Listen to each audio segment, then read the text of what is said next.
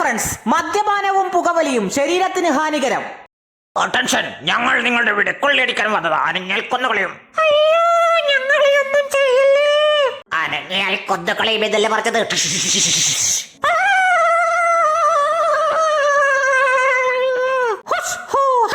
സിറാജ് സിറാജ് സിറാജ് കാ സിറാജ് സിറാജ് സിറാജ് കാ.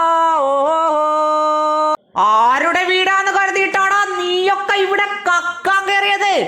ഇത് സിറാജ് കണ്ണൂറിന്റെ വീടാടാ.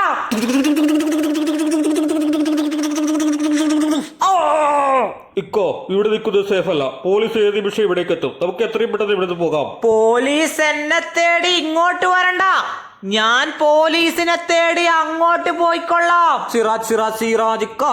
ഓഹോ സാർ, ഞാൻ എന്റെ വീട്ടിൽ കയറിയ കള്ളന്മാരെ വെടിവെച്ച് കൊന്നു. ഈ ഗണ്ണ് കൊണ്ടാ വെടിവെച്ച് കൊന്നത്. ഇതാ തെളിവ്.